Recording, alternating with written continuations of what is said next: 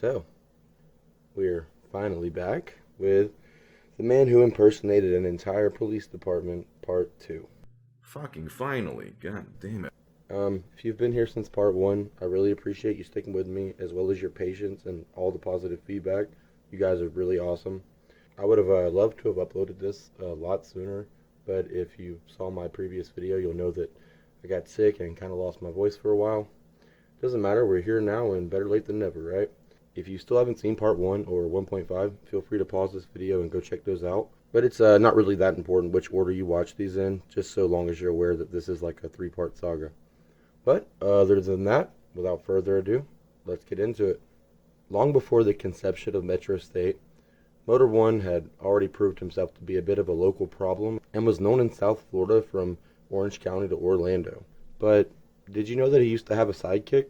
That's right, because despite being separated by more than 10 years of age, Jeremy seems to have maintained a very close relationship with his younger half-brother, Dylan Mole. I mean, Moley Dylan. Oh, shit. Dylan O. Mole. Shit. Mole. Dylan Vogt. After looking at Dylan's rap sheet, it's pretty clear that he definitely looked up to Jeremy growing up. His rap sheet seems to almost mirror Jeremy's. From impersonating a police officer to inappropriate contact with a minor, if Jeremy's been charged with it, you can pretty much almost guarantee that Dylan's been charged with it too. My interest in Dylan was first sparked after I heard an on-scene officer during the Windermere arrest mention something to the effect of, "Is this the guy that was writing fake tickets years ago with his brother in Orlando?" I was telling them about some of the stuff years ago we had. Yeah. There was 2 brothers. I don't know if he's one of them. They were kind of running the company that we arrested. Yeah, because they used to live on Nebraska. They were impersonating your bike unit years ago, and also they were going down the drive during the classic and writing tickets. He stole someone's ticket book and were writing tickets during the classic. Right. But yeah, they've been for years. But I don't know what the So, being curious, I decided to do a little search, and go figure. Turns out that Jeremy was the guy the officer was referring to, and years earlier, Jeremy and his brother had stolen a ticket book from a real police officer, were driving around on motorcycles fitted with flashing lights, pulling people over and writing them tickets. Sound familiar? The motorcycles actually belonged to Jeremy's mother and her security company. They were both charged with impersonating a police officer in the wake of this incident. Jeremy for the 3rd time and Dylan for his very first. I could be wrong, but to my knowledge, this was the only and last time they'd ever be charged with anything as a duo. After accepting his plea deal, Dylan was able to have his first impersonation charge thrown out. This meant he was able to keep his concealed carry permit and his security permit, and could therefore continue working for his mother's security company. That is, until 2013, when Dylan would be involved in a To Catch a Predator style sting. He had brought condoms and weed over to meet what he believed to be a 15-year-old girl, and he was 23 years old at the time.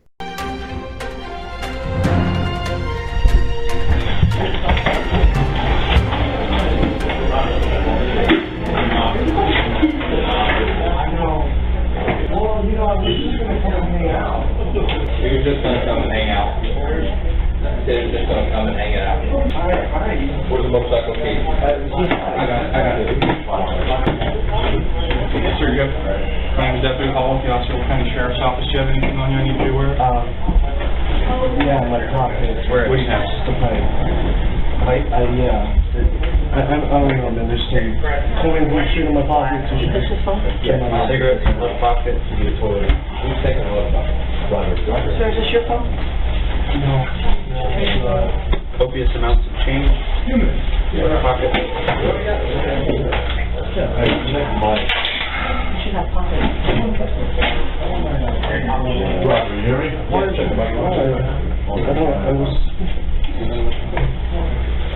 Anything on this little vest of yours?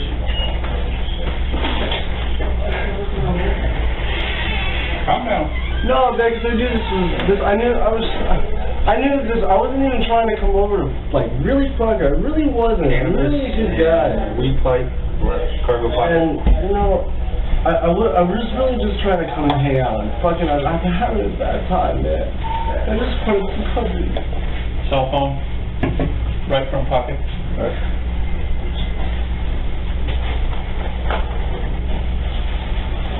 Lighter, right front pocket. Is there anything anything in these pockets up here, so.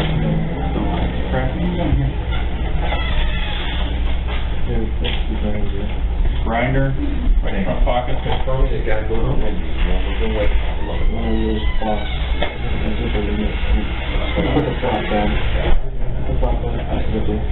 Oh. You got condoms there? Yeah, man, I do. Okay, cool. No, because, you know, she seemed like she, whoever set it up was pretty Condoms, fucking, right front pocket, or right side cargo pocket, turtle.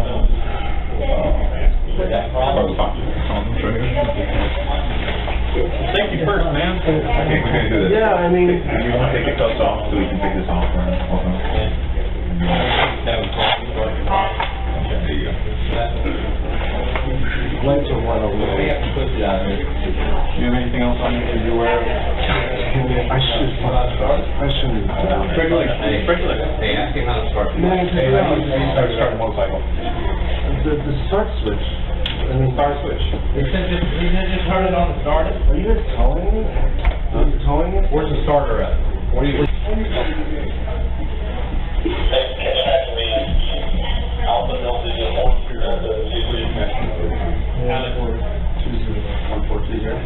See right there. Do not move, okay? Okay. Hey, do you have your permission to look in your phone? No? Okay. He does not want us to look in his phone. Okay, let's get a search warrant then. Hey. Go lean his chair back. I want you to break the chair. Thank you. All the way under, Scooter. All the way under.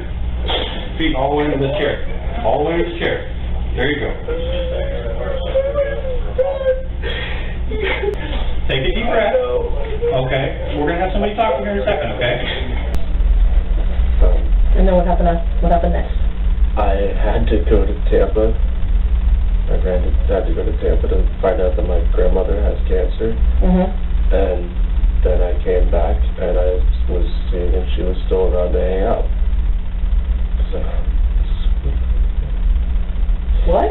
I just wanted someone to talk to. I just didn't want to be by myself. Okay, well, the special agent's gonna ask you some questions. I just wanna know why you thought you were here today. I thought I was here to come over and hang out, and I got her the monster and shit, and like, well, I'm not even gonna say her anymore, because it's not a her. Got the person the monster, and yeah, she said protection is a must, so I was like, fuck it, I'll just bring condoms. I just wanted to come over and hang out. So that's what you came over here for today, was just to hang out with her? Yeah, man, but, you know, sometimes you gotta talk to them and let them know what they want to hear so that you can come over and hang out. So what did you think that she wanted to hear to hang out? She wanted to hear dirty. What kind of things do you mean by dirty?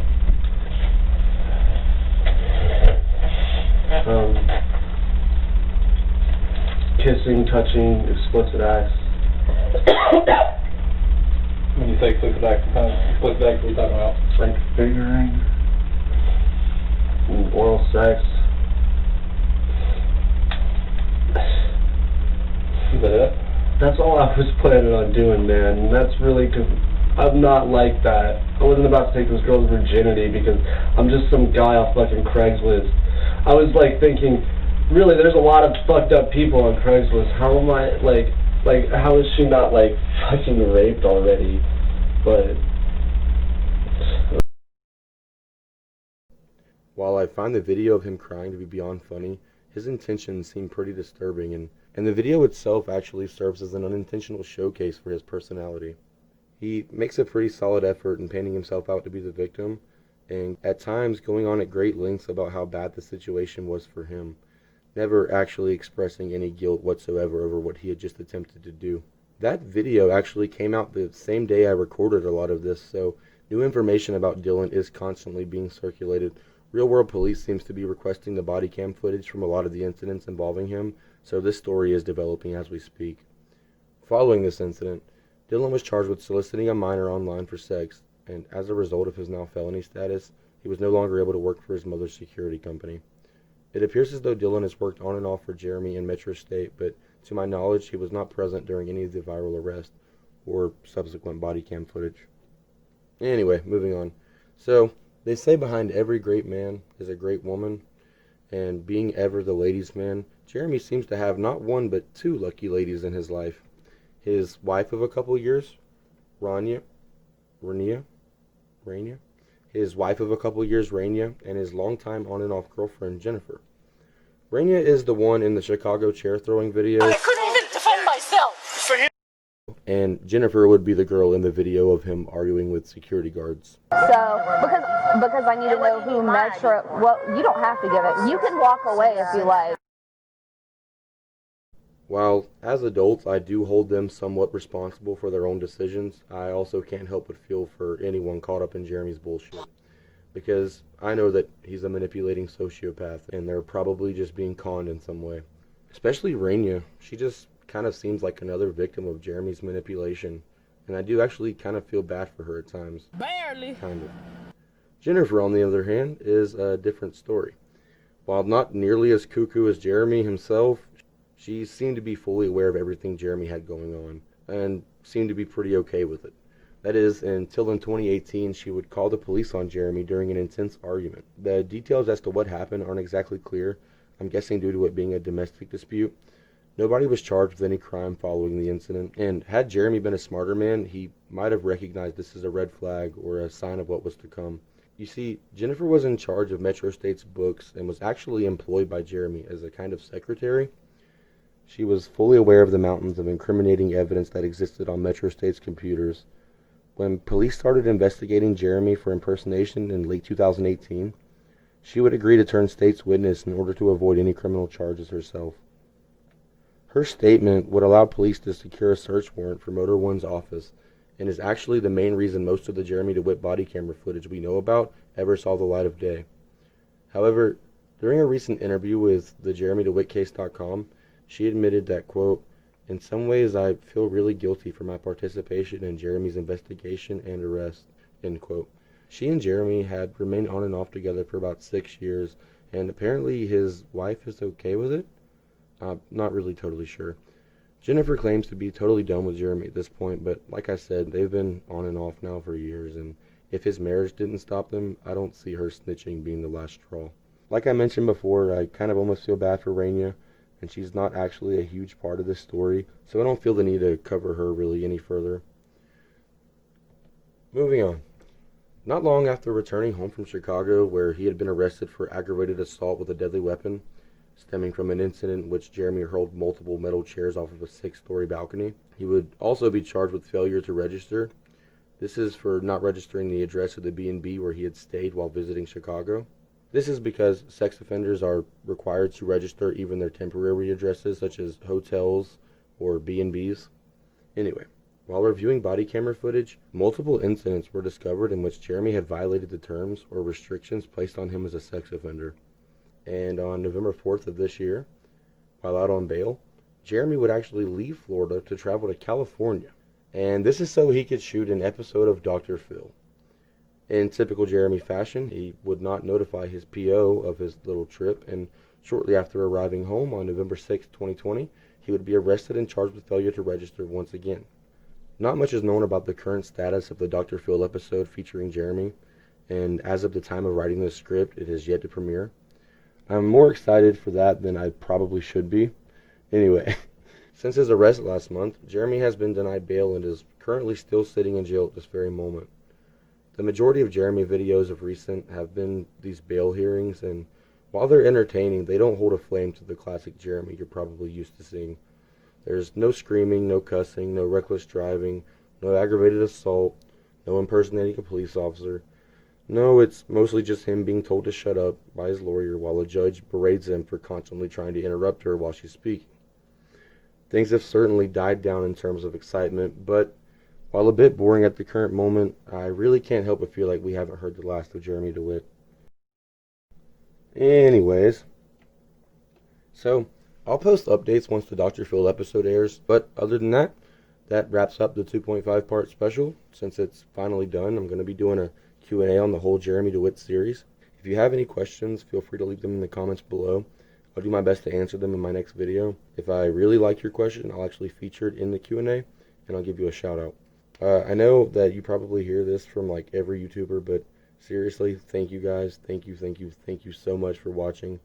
I really appreciate your time, and I hope you have a great rest of your day or night, whichever. It doesn't matter. And if you didn't totally hate what you saw, feel free to like and subscribe. I upload at least once a week, and would love to hear your feedback. Thanks.